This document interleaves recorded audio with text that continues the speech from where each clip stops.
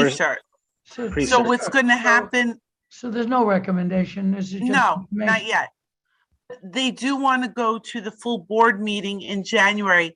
So if they go to the January meeting, you may require either having them in again at the January 5th meeting for a recommendation by the committee, or you can give a consensus depending on what happens with the committee tonight. Is it going to be certified prior to the next full board meeting? That's the anticipation from city planning, right on the cusp of being certified. We're not 100% sure, but they're like right there. Okay. Well, there's been enough meetings already and presentations on this anyway, so we're down to the fine points, I assume. The vice chair, Jeff, had a few questions. He wanted to make sure that were addressed, so we'll make sure Jeff gets his questions in tonight.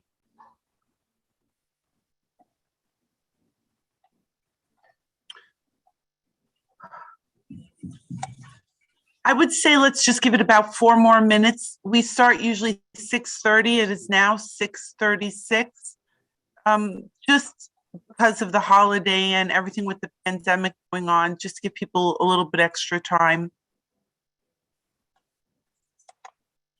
Lawrence, looks like Mark has made you a co-host. I see. Okay, so if anybody needs promoting, you can DM me now. Yeah. I'm happy to help Brian.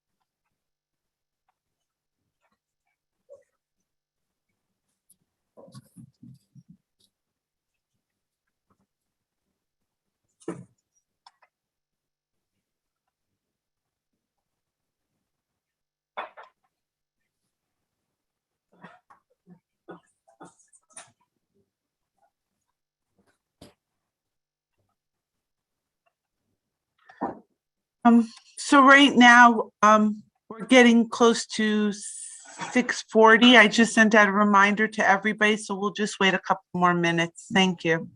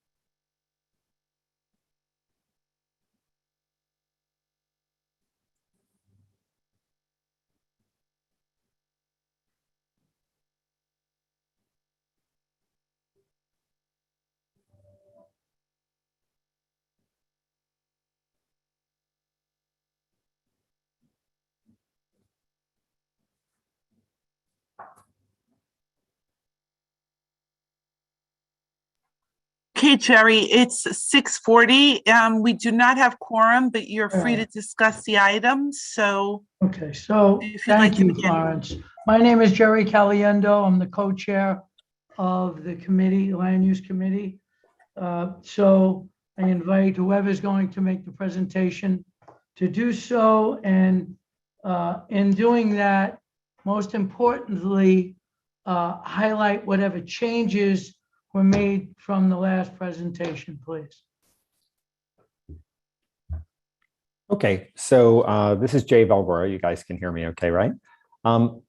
I believe that our main goal today, because we presented, to parts of the community board, our overall scheme, but there was a very specific request to really focus on what elements of the scheme were waivers or what waivers are sought relative to, our proposal for ULURP and for the rezoning. So this was really the area I was going to focus on tonight. And we offered this because in our last presentation, there was really a question as to what the exact waivers were. So that's the main area I'm going to focus on. I'll give a little bit of an update overall on the design to put that in context, but that is the main area in which I'm going to present tonight. So this is just a cover slide showing the project, which is Hallett's North. And of course, this is on the Astoria waterfront at 26th Avenue and 3rd Street on the Hallett's Peninsula on the north side.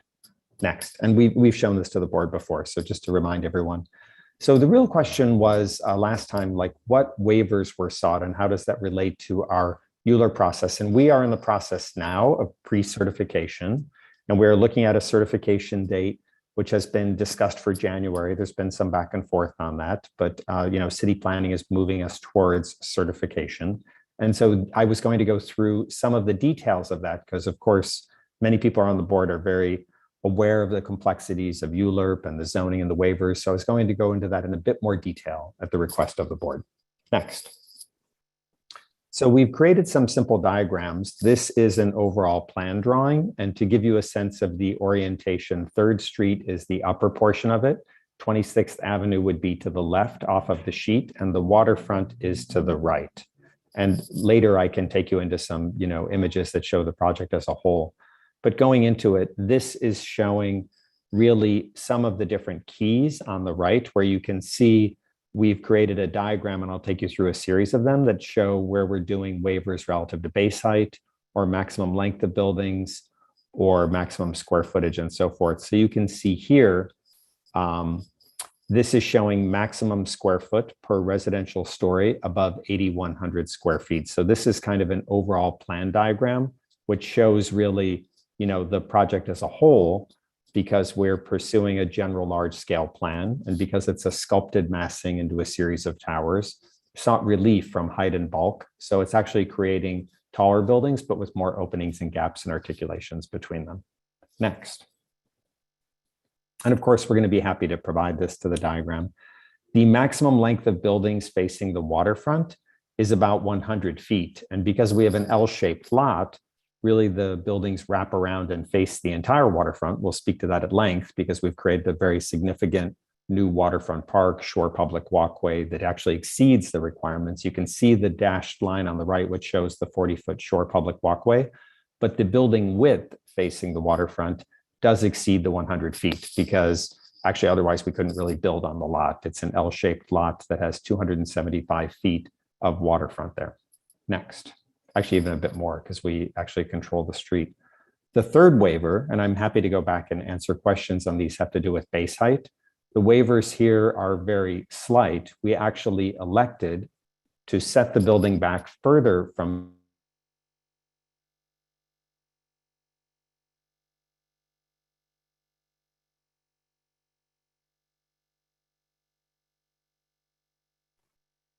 Jay, you're frozen. We can't hear you. You may have to leave and come back, Jay. Jay? Or Jay, George? maybe try shutting off your video.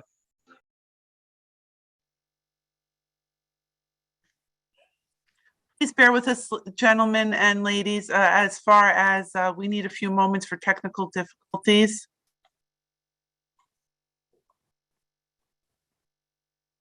Yeah, sorry, I froze up earlier too. I don't know, the last 2 weeks, none of the providers have been doing a great job with tech. It's been rather challenging at any meeting I've been to the last couple of weeks. Sorry for the delay. I'm gonna Let's message just let Jay him right get back now. in. Yeah, let him get back in. Yep. Hey, while we're waiting, Jerry, can you or Is that somebody- Jeff? This is Jeff. Yeah, sorry. I had my video off there for a moment. So, this is kind of where, and maybe this isn't a question for you, Jerry, but I'm gonna hold off on my question until the applicant can kind of get back on and answer it.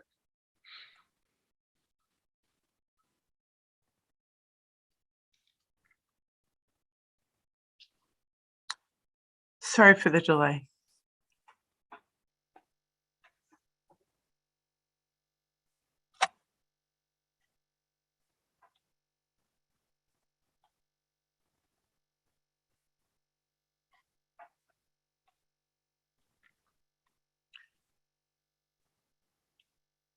Welcome, Evie. We're having technical difficulties, so please bear with us. I'm sorry for the delay.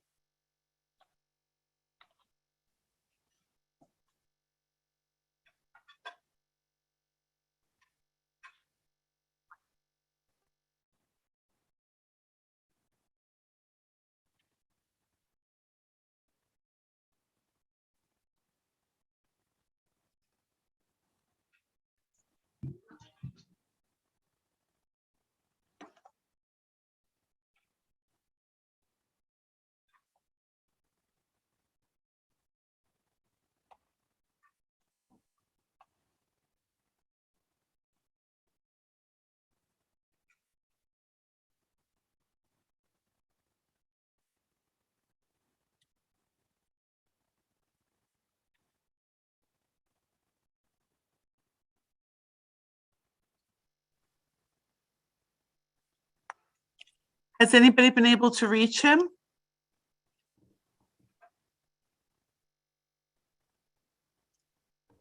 I sent him a message. I'm just waiting for him to respond. Sorry, just give us another minute or two. Oh, here he comes. He's back. working his way in right now on the bottom line. Okay, great.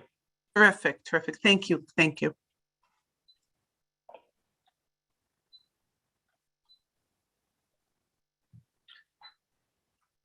Hey, can you hear us now?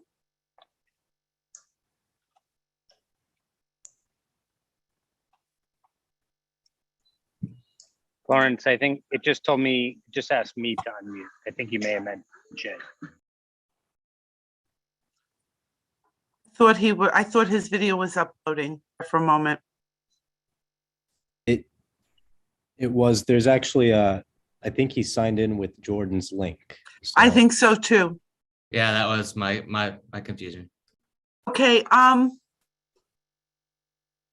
Jay, can you unmute yourself? Once you unmute yourself, I'll know which one you are. I can change the name.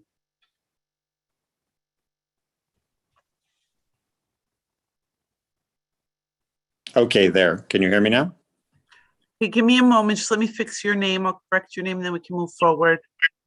Thank I'm you. having a little bit of tech issues as well now. Sorry about that. We've had perfect internet connections an entire week, and of course, the internet for our whole block appears to have just gone off in the middle of the presentation. Yeah, I've been having internet trouble all week. I don't want to name the carrier, but it's been it's been quite challenging. STU. Studio V, right? Is that correct? That's right. Okay, and is my video on too? I think it is, right? Yes, Or- it is. I think you're fine now. Okay, great. Please move So forward. thank you for everyone's patience. I'm glad we were able to. So we were in the middle of describing the waivers, and the one that you're seeing right now, depending on where we dropped out, is I'm looking at it on my tiny phone, is the street wall waivers. And these waivers are relatively minor. They have to do with the setbacks at the street wall. You can see 3rd Avenue at the upper portion of the sheet, and we have widened 3rd Avenue electively because it's only mapped at 50 feet. And so we set our buildings back from it anyways, and then the setback waivers are relatively minor. I had started to mention before that there's some slightly unusual waivers that are more of a technical nature because we created a wider roundabout, which is merely to provide emergency vehicle access. But because that counts as supplemental access area, which counts as a street wall, that's why the curved waiver kind of wraps around there, which is almost more of a technical matter because we elected just to make a wider connection there. Then in addition, you can see the third tower, which is down in the lower right-hand portion of the slide. That also, there's a setback at the waterfront yard. So that's one of the only places. Our waterfront yard and our whole plaza and waterfront public park actually generally exceeds most of the requirements. So that's why there's no waivers there, except for that one little bit. Next slide. And I'll give you an overview of these diagrams. These are sections. So this is a section actually through the buildings, and you can see a little bit small, but the key plan at the bottom. And this shows, as is typical for a general large scale plan, we are seeking some waivers from height, where we're creating taller, more slender towers, as opposed to just, pure blocks of building. And so you can see, the yellow areas show where we're seeking a height waiver, and we're looking at doing 3 towers here. These towers are very commensurate with the height of the surrounding developments, which have all been approved. And I'll be showing you that also at the end to kind of give you a sense of the context of it. But these diagrams, which of course we'll share with you, delineate very precisely each of the waivers we're seeking for the board to understand the proposal. Next. And then this is another section, kind of a cross section going through the building with 3rd Avenue to the left, looking towards the north. And you can see again, the same height waivers. So we're just cutting sections through different places in order to illustrate the various waivers. And next. And this is another section, again, showing the height waivers where you can see the red is the base height where this tower is coming down. The yellow is the height waivers. And you can see also some of the waivers where we're showing the sizes of the towers. Next. This diagram maybe is helpful, and just pulling out a little bit, in the center, you can see our project. And I guess the point we're making here is this shows the full built out development with our proposal, which is in the middle left. And to the far left, you can see Astoria Cove, which has been reviewed by this board and by previous members of the board and many of the current members. And that project is approved. And the project to the right, which is Hallett's Point, which that project has also been reviewed and approved. And, the board was involved with that. So what we're showing here is that the project that's proposed is very commensurate in height, in character, and articulation with all of the other surrounding developments, just to offer that so that in the context of a larger vision for the Hallett's Peninsula and working closely with the neighborhood, elected officials, and so forth, that this proposal is very similar and fits into the scale and character of all the other developments that to date have been approved. So just to show that. Next. And then I would just show you how we're developing the massing itself. And I'll just briefly show this because really the waivers were what the board requested, but I always try to really show what you're getting for it, if you will, because I think that's the important question. And we can scroll through these relatively quickly, but this just shows you, because we're developing the building, these are the diagrams that show the ULURP heights, the envelope, or as you guys know, often referred to as the sweater. So this is a visual representation that's encoded into the ULURP drawings that have been submitted for certification that shows the towers and the heights all fully delineated. Next.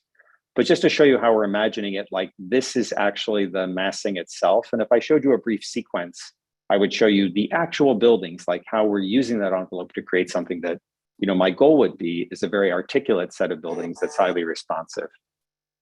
So if you go to the next, this shows the beginnings of that articulation where we sculpt the mass and we start to kind of define the volumes of the buildings a little bit. So within the envelope, if you look for the sweater, we actually make the buildings more slender and more articulated. And if you go to the next, and then this shows like we're creating a series of cuts and places to start to put balconies and articulations. And next.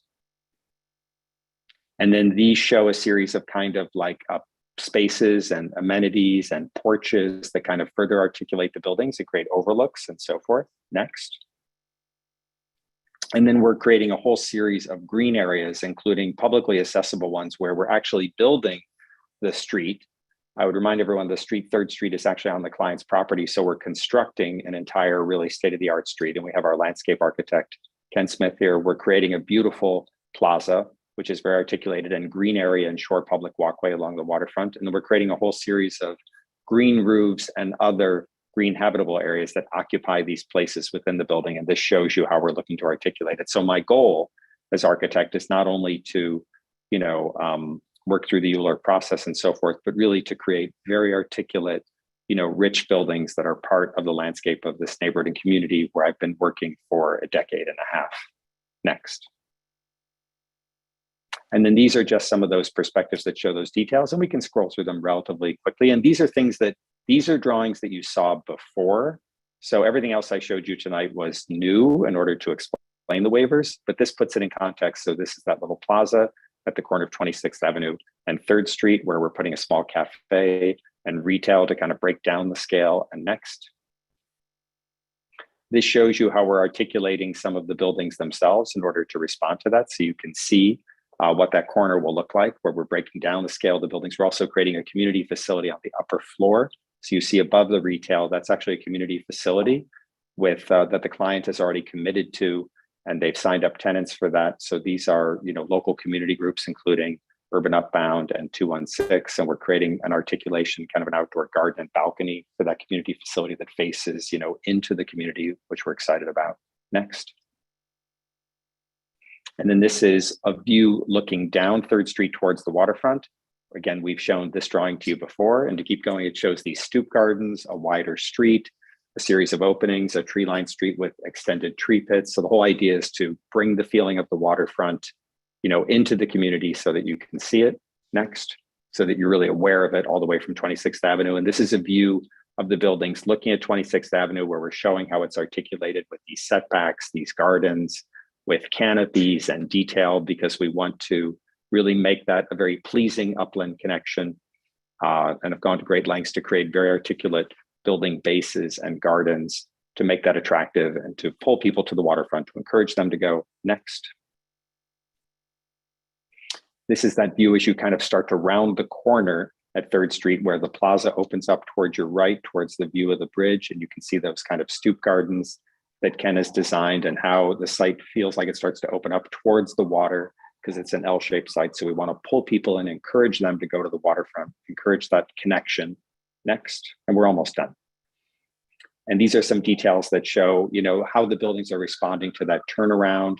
We want to get traffic off of the street and into the buildings, where we created a courtyard and a parking garage inside with kind of a porte cochere drop off, and a very, on the left side of the slide, an open glassy area that is open towards the waterfront and enlivens and creates activity along the shore public walkway and the waterfront plaza, encouraging people to go in.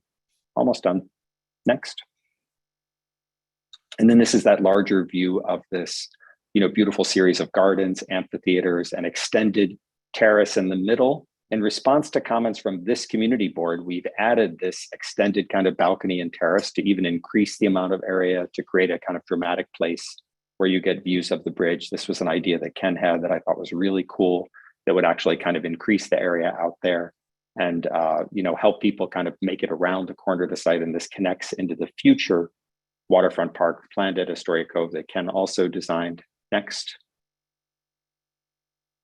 And then these are just diagrams and details that show how the building responds to that, with these open balconies and spaces, where we wanted to create something that was very lively, that would activate these public spaces. And you can see the kind of extended balcony where you get these great views, those terraces with the amphitheater-like seating, which are turf lawns, and these kind of porches and balconies that engage the public spaces and enliven them and give them a sense of scale. And I think we're about done. What's left after this? This is just a view of the top of the buildings, where we're also articulating them there too. So even, we don't want to make these just typical buildings. We want them to be really outstanding. So this is how we're designing and planning them, with these kind of rich series of spaces. Next.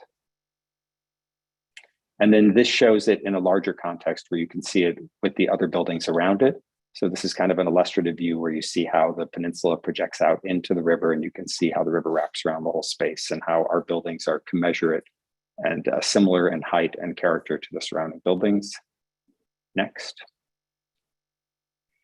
And that's it. And I would be very happy to answer any questions you have, or to go back through any of the diagrams. Of course, we'll provide a full copy of this to the board. I have a couple of questions and then we'll go through the rest of the committee.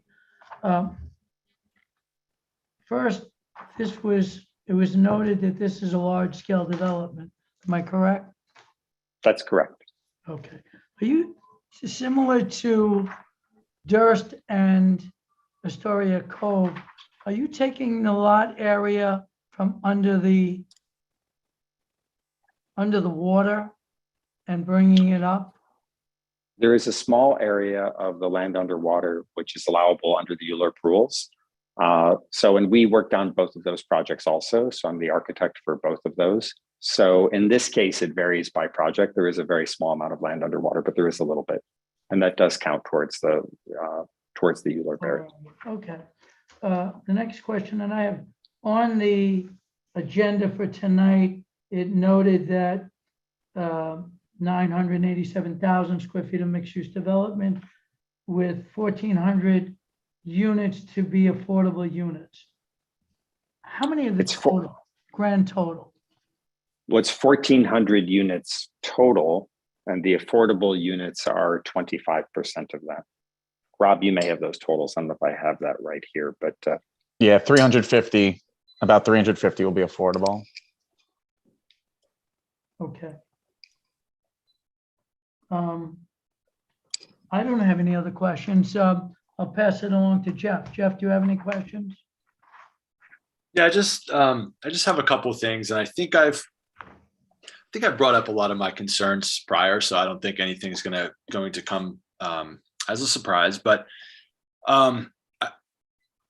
before we get to the kind of the waivers and the presentation, thank you for that presentation, and I specifically focusing on the waivers and the setbacks. The units. I know we mentioned it last time. You have 1,400 units, 25% are affordable. And I just wanted to go over the number of the breakdown of bedrooms for each. Last time we presented in November, there were 1,191 beds, 175 two beds, and only 35 three bedrooms. We brought it up as a concern. Typically, this committee is in favor of more 2 and 3 bedroom developments to kind of promote spaces for families. And has that changed at all? Has that been taken into consideration?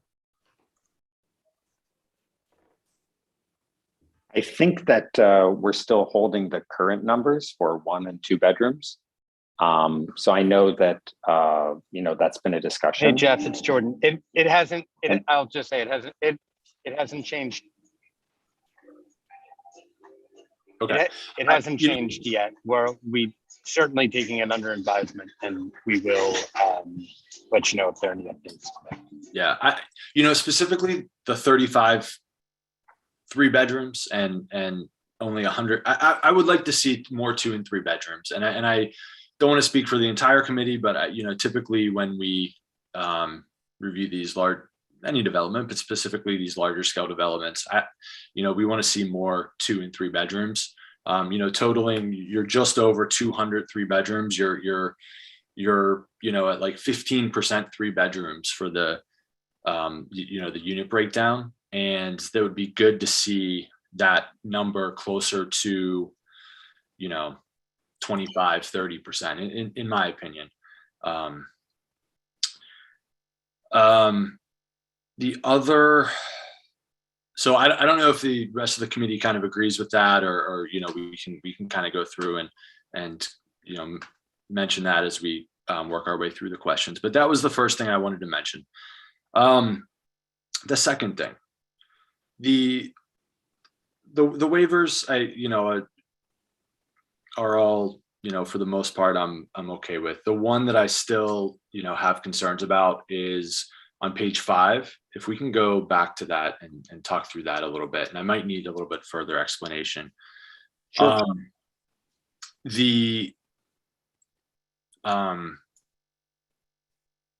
Yes. So specifically, and I know, and let me just preface this by saying I really think that the public access area that's provided is really nice at the end of 3rd Street.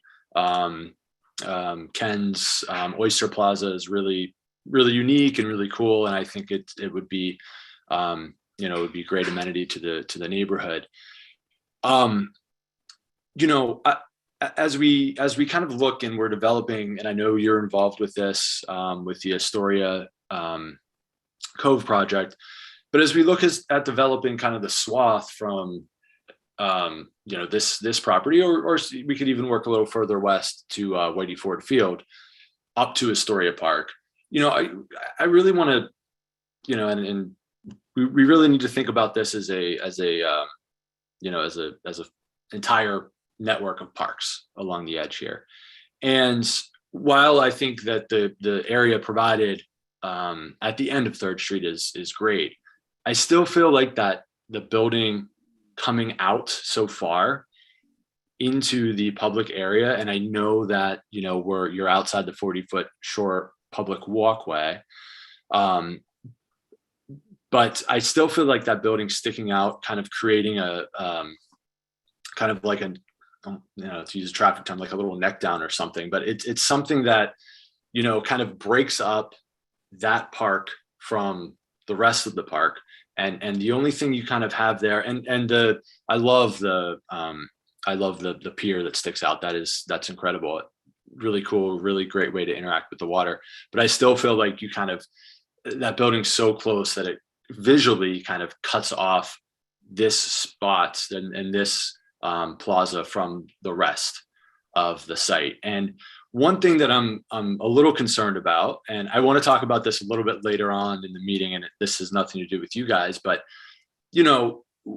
it's got to feel like a public space, and the one at Shore Towers does not, and it's closed off half the time. It's locked, and there's a fence there.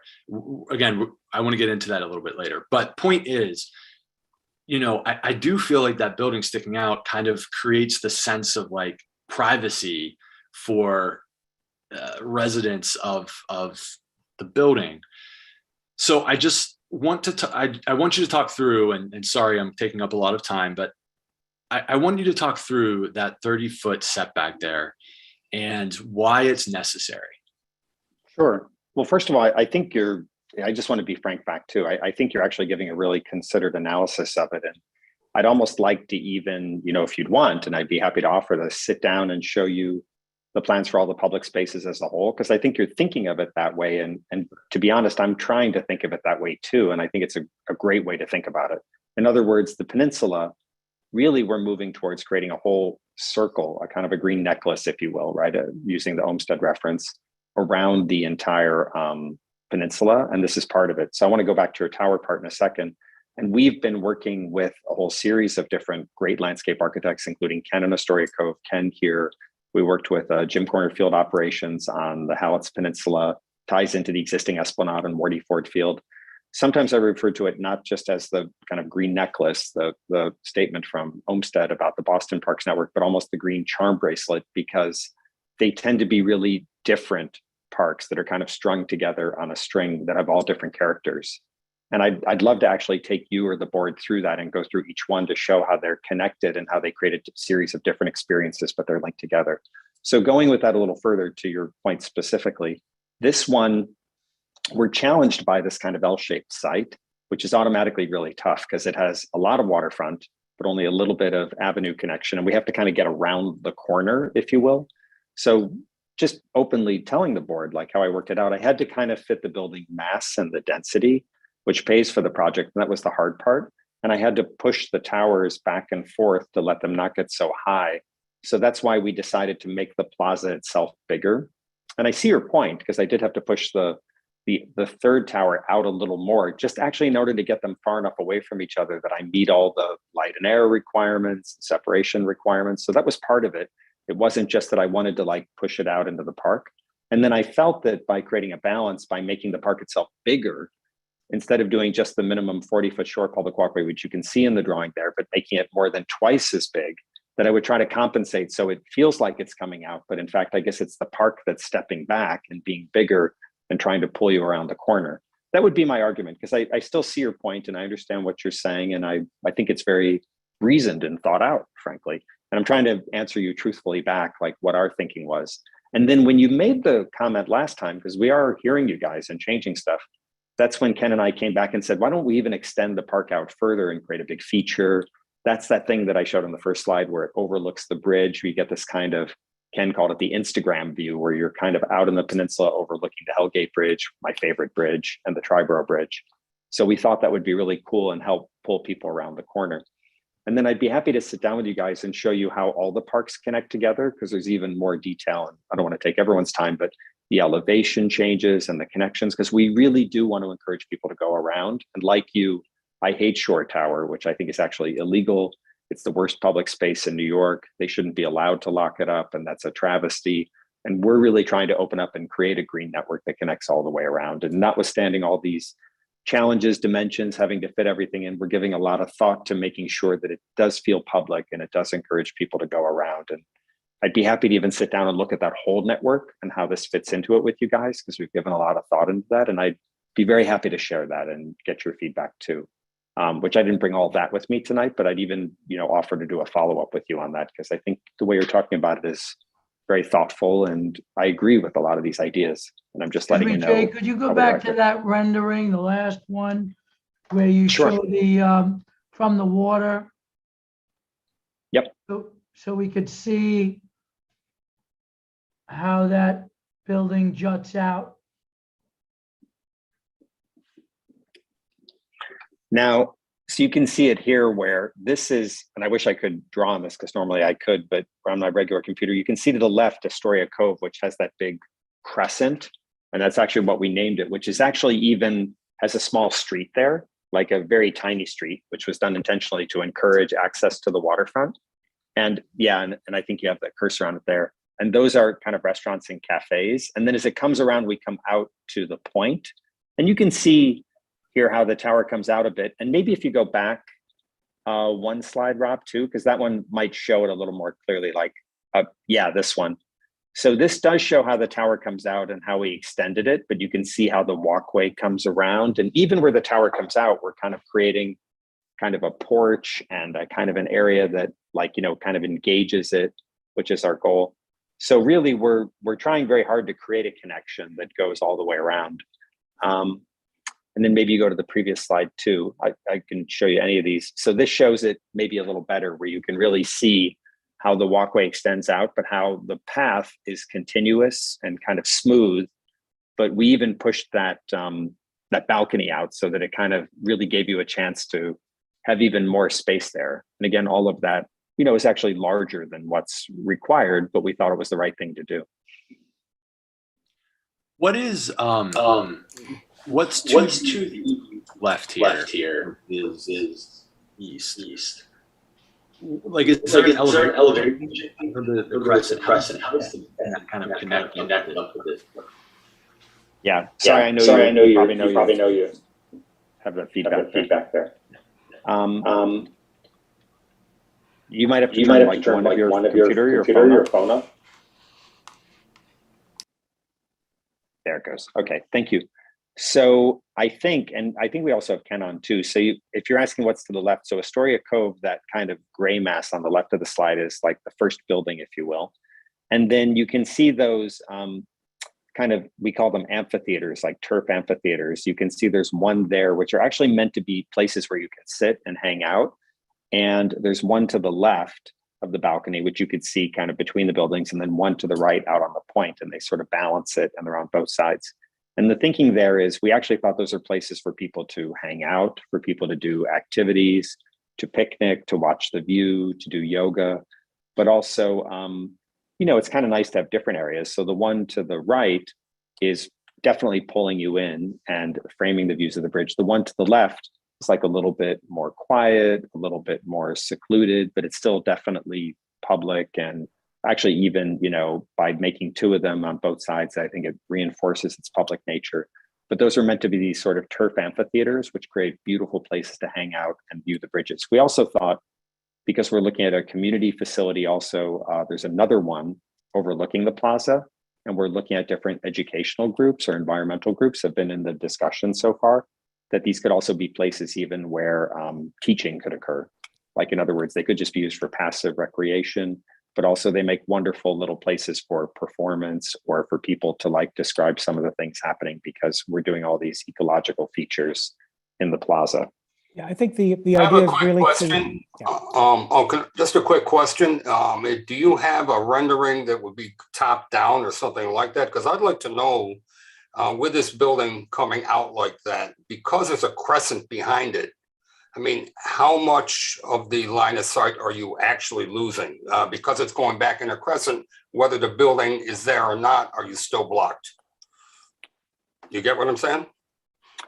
Yeah, I guess Richard and Ken, sorry, I'm going to stop you either. You can jump in at some point. It is true that we're out on the point. So in a way, Ken's accentuated the point by creating this kind of wonderful balcony. But Richard, to your point, the crescent kind of dives back a little bit. Maybe, Rob, if you go forward a couple, we can go back to that view. It's a little flattened out, but that, you know, we could give you additional. So you can see this is like, yeah, the point of the peninsula that is furthest out to the north, if you will. And then you're right, the crescent does, Richard, to your point, kind of cut back. So it disappears from view behind there, if you will. right. If you I go was back to wondering the, whether this yeah. change would actually, I mean, if we were to take that building back, would it really make that much difference? This is my question. Yeah. Right. I Probably think- not. Yeah. Yeah, go ahead, Ken. Sorry. I think what would be interesting is for us to actually do a kind of a series of views moving along the public, short public walkway, so you can actually see what it looks like moving through the space. Because I think the idea is with the turf amphitheaters and the deck and the oyster gardens to actually create a series of focal points that actually draw you through the space. That you come upon the site and you see the amphitheater, and then you see the deck and it pulls you through. So it's a series of kind of, I would say, seductions, public space seductions, which kind of draw you through it. But I think it would be useful, Jay, if we did a series of sequential views that actually show what the space looks like as you're moving along the length of it. I think that's true. And I'd be happy to sit down with, you know, some of the people you guys are asking these questions. I think these are really good questions. I think we've tried to think it through. So we'd be happy to show some diagrams. And Ken, I think that's a great idea. We could almost do a little, you know, cartoon Animation strip or almost. whatever that showed exactly, that kind of showed like the sequence. Because I think the goal is the peninsula is really complicated and some of the spaces are bigger, some are smaller. They have different views. This is actually where the three waters come together. It's the harbor, the Long Island Sound, and the Harlem River. Like, this is a beautiful, complex space with these stunning views of the bridges. So as you go around, and I think even it really starts at Astoria Park, you come across Shore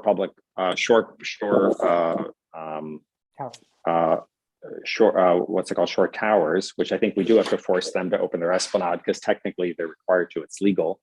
And then we come into Astoria Cove, which will be built out, and then ours.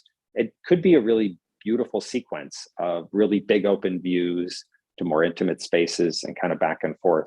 So we can draw that and demonstrate it to you guys. And I think it would be compelling, and we'd love to get your feedback on that. Jay, did you ever think, this is Jerry Caliendo, did you ever think of, with this issue of obstructing views at the Crescent, of leaving the ground floor open or 2 floors open? So you could That's a good see idea. as soon as you come down 3rd Street, you could see the view towards Shore Towers. Good point.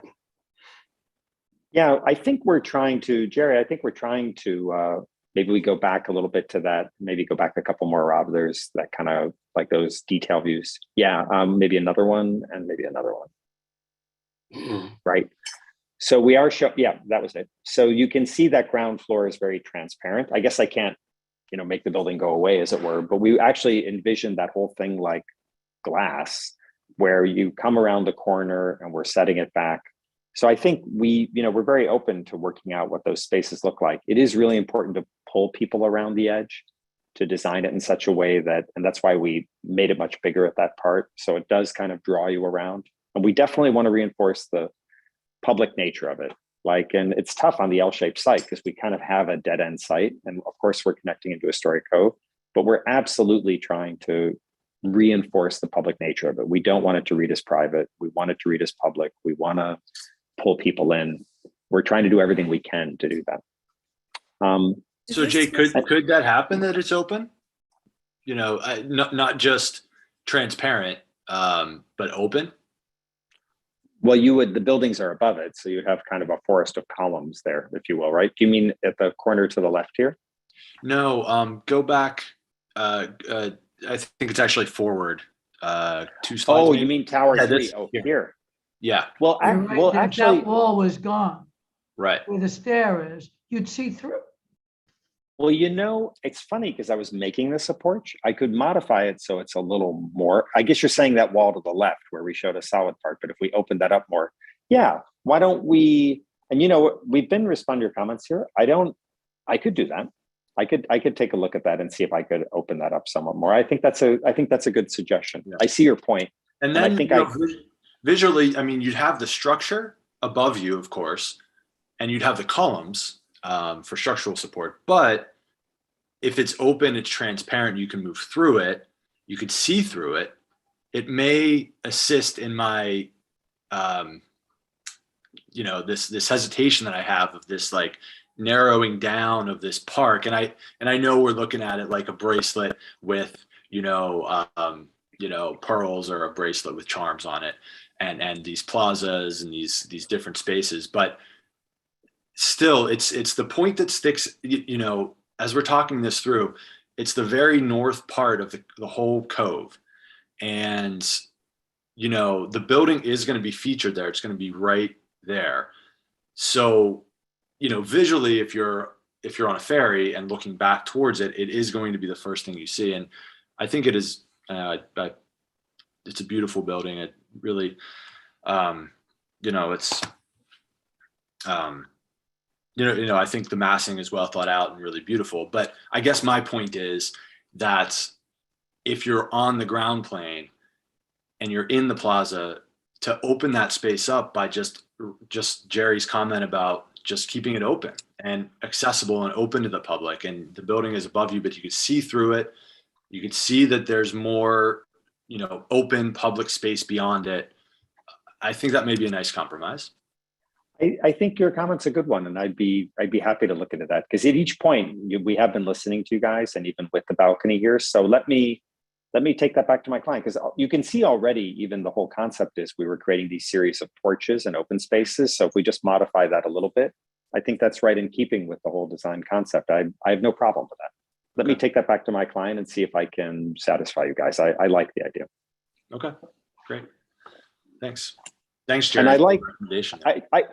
yes, and I genuinely believe too that we make the design better usually with this process. Having worked with many of you, with the board, with this community for a long time, like we always like learn stuff along the way too, and kind of work with you guys. So I like where this is going. I think this is cool.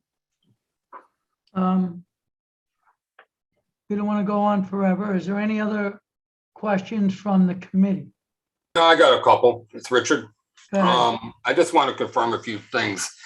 In terms of infrastructure, you know, we had talked earlier about the fact that Durst created the Blackwater systems.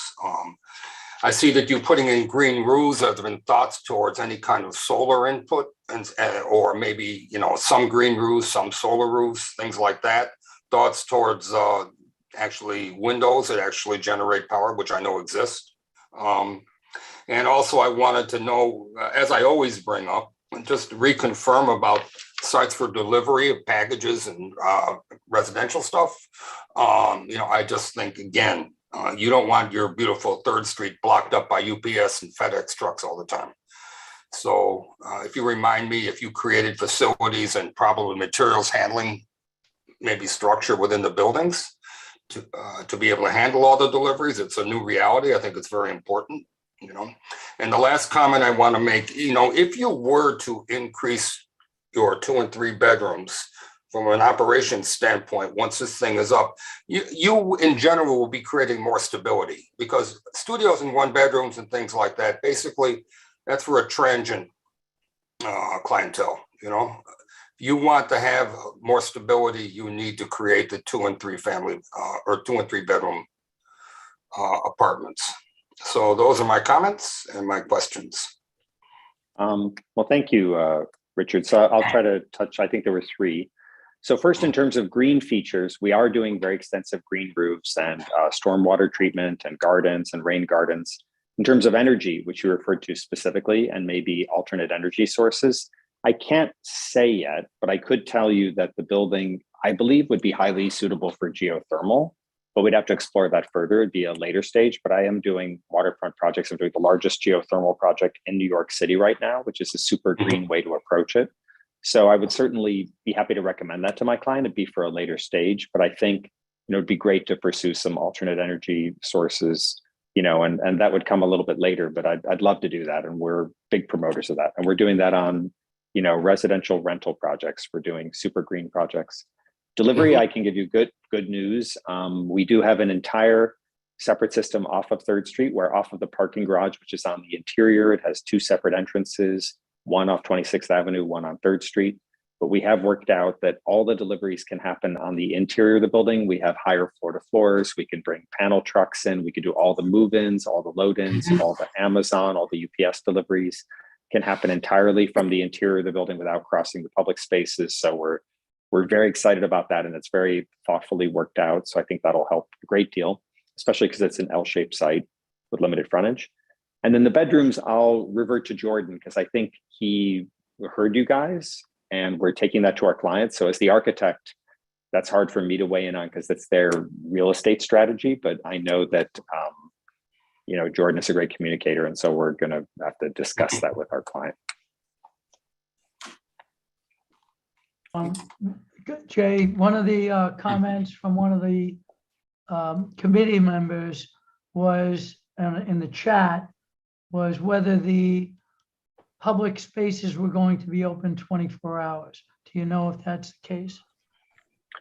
So I think that all of the street itself and all of the like waterfront parks and so forth are completely public, meaning they're like deed restricted in perpetuity, absolutely 100% no question public.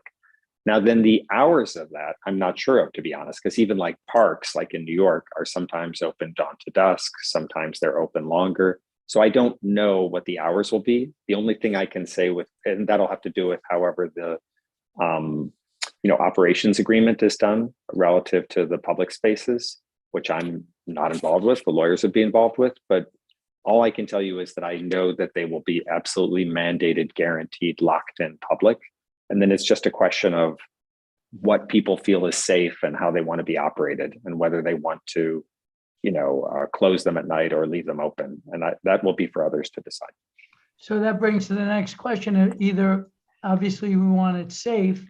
So either you're going to have a gate or you're going to have security guards. So if you could go back to your client or, and the development team and kind of iron that out, I would think it's going to be part of the large scale development package that's identified one way or the other. Okay, we'll make a note of that and we'll go back and get their response. I can tell you right now, there are no gates to the park, but we'll go back and we'll try to get an answer for you guys on that. Thank you. If there are no other questions. No, I have questions. Go ahead, Evie. This is Evie. Sorry, and I missed the beginning of the presentation, so I apologize if I missed this information, but did you give a breakdown of, the MIH units and income requirements and all that kind of information? And from what I understand, it's still just the bare minimum of 25%. Is that correct? So the presentation we gave today was in response to the question of the board from last time about the waivers. And so we came back and actually went through in, a fair amount of detail, all of the buildings, the development of the buildings, all of the waivers. And of course, Evie will provide a copy of that, which will be public, which, we're already giving everyone, as well as the development of the building. So that's really what we focused on today. I haven't really been discussing the MIH, which was presented previously. Could you go back to the where the waivers, the building heights are. Could you go back to that, please? Sure. Okay, so if I'm just we'll get a copy of this, right? So we can look at Sure. it in more detail. So the yellow is the amount of height that would be added to the waiver. Is that correct? Am I reading this correctly? Right. We went through these in detail, but just if you scroll back, I could just kind of give you the overview. We won't go through the whole thing again, but we'll give it to you. But we show them in plan. So these are the plan waivers, and they're all keyed and they're really simple and legible. So we're happy to give these to you. And then if you go forward, then we show the section waivers, and they're all described and they're keyed in. So I'm just, explaining it briefly so that when you see it, I think you'll find it's pretty clear. You can go forward a little bit, Rob. And so these are the section waivers, you're right, Evie. So these show the height differences. Yeah, this is And the then one if you that I go- actually find most helpful to me. Right. So, But if you go a little further too, to give you a sense of it too, which is important. And if you go to the next one, and the next. So this shows the development relative to everything around it that's already approved. I So understand. our development, right? I understand. So my main goal is to show that the waivers are exactly commensurate with all the other projects that have been approved. And of course, it's your purview to review that and question that, but it's important to show that it's within the context and commensurate with all the other developments around it. Right. Some of those things have not been built yet. They're being held up. We don't know if they've been built. They were also approved. I think one of them under a different city council member, and the board's changed a lot as well. And then, you build these and then you just keep, as the area continues to get developed around it, that will be the argument that the developers make, is like, this is within the context. I'm pretty sure, down the line, all of Astoria is going to look like this, if that's kind of the rationale. So I get it. I know some of these plans were already approved, but right. they So our haven't larger been- goal, I've worked on the peninsula for a decade and a half consistently with the people who live there. And so our basic goal is to take these areas, which today are mostly empty 2-story warehouses, and to create a whole series of parks, create affordable housing. So we're looking at a larger vision. So you're right, each one is different and you guys will have to weigh in. But our goal is to figure out how can we do something. In the peninsula, we're looking at it holistically, so it's not spot zone. So I'm tending to look at it as one package. That's my argument, or the premise that I'm putting forward. Thank you. Any other comments? If not, thank you very much for the presentation. And we look forward to the community, full community. I'm sorry, Jerry, I did have one quick comment. I'm sorry. Which I forgot to mention. We received, Old Astoria received an inquiry about, in general, I'm just saying this to the developer, just to keep in mind for the future, about dog runs. There's been a big increase in the dog population. And, I think it's apparent that a dog run is not feasible on the promenade area that you've developed, but it may be feasible, the developer may be able to help off-site. This particular inquiry came from a dog architect that was looking at a portion of Whitey Ford Field to put a dog run. That's the area between the outfield fence and right field and the waterfront there. We as OANA have not taken a position on this because, frankly, I haven't heard back from the Whitey Ford Field people. We've put the request out. I just got this yesterday, so this is a very new thing. But I just want you guys to be aware, and they actually sent us a deck, a proposal, a very basic one, but just a little sort of promotional proposal, which I forwarded to the chairs, and I forwarded to also to your people. And whether, I think this is something that should be considered, whether on this project or future projects, because I do think it's an important thing. Most of these dog runs are not approved in larger parks, primarily because people do not want to lose their off-leash rights. So in a smaller park is the only way that this is ever going to happen. Okay, so just keep it in mind and see if possibly this developer or a series of developers might want to get together to support it. So that's my only comment. Thank you. Okay. Thank you, Richard. Mhm. Got it. With that, I'm going to adjourn the meeting. Thank you very much for coming, everybody. Happy holidays, everybody. Thank you. Yeah, have a wonderful holiday. A wonderful holiday. And we're happy to provide copies of this. Thanks, everybody. Sorry about the glitch earlier with the internet. Good night. Good night, everyone. Okay.